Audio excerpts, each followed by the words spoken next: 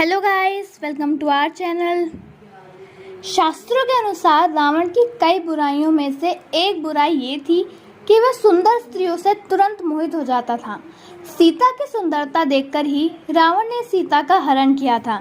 श्री रामचरितमानस के अनुसार सीता हरण के बाद जब श्री राम वानर सेना सहित समुद्र पार करके लंका पहुंच गए थे, तब मंदोदरी डर गई और वह रावण को समझाने लगी कि युद्ध न करें और श्री राम से क्षमा मांगते हुए सीता को उन्हें लौटा दें।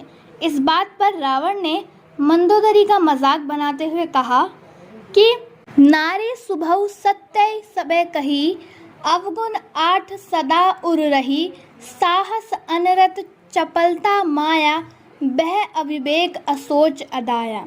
इस दोहे में रावण ने मंदोदरी को स्त्रियों के 8 अवगुण के बारे में बताया है। पहला अवगुण आध्यात्मिक साहस। रावण के अनुसार स्त्रियों में साहस बहुत ज़्यादा होता है, जिसके चलते कई बार वो ऐसा काम कर जाती हैं जिसके परिणाम स्वरूप बाद में उन्हें व उनके संबंधियों को पछताना पड़ता है। रावण आगे कहते हैं कि स्त्रियां इस बात का निर्णय नहीं ले पाती कि साहस को कैसे और किस जगह उचित प्रयोग करना चाहिए।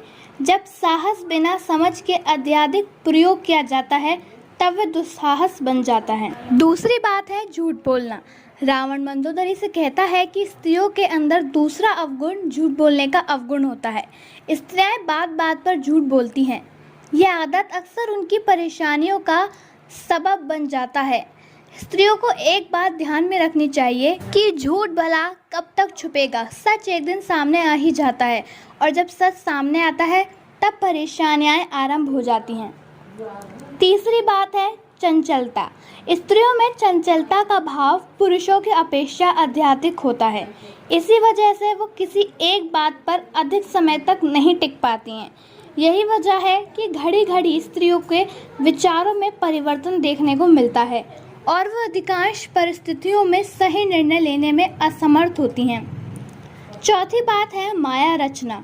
रावण कहता है कि स्त्रियां अपने स्वार्थ सिद्ध के लिए कई प्रकार की माया रचती हैं। अपना काम कराने के लिए वो व्यक्ति को कई प्रकार के प्रलोभन देती हैं, रूठती हैं, मनाती हैं। ये सब माया ही तो है और जो इस माया जाल में फंस गया वो स्त्री के वशीभूत हो जाता है। रावण आगे मंदोदरी से कहता है कि तूने भी माया रचकर मेरे शत्रु राम का भय मुझे सुनाया है ताकि मैं बातों में आ जाऊं और सीता को लौटा दूं।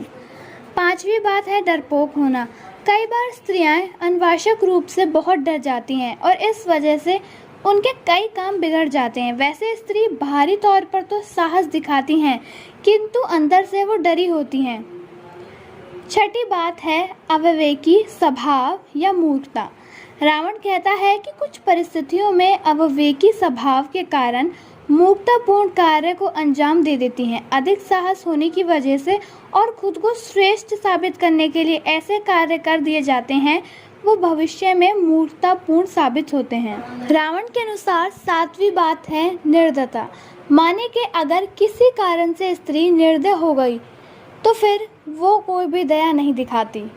और अंतिम व आठवीं बात यह है कि स्त्रियों में अपवित्रता यानी कि साफ सफाई का अभाव होता है।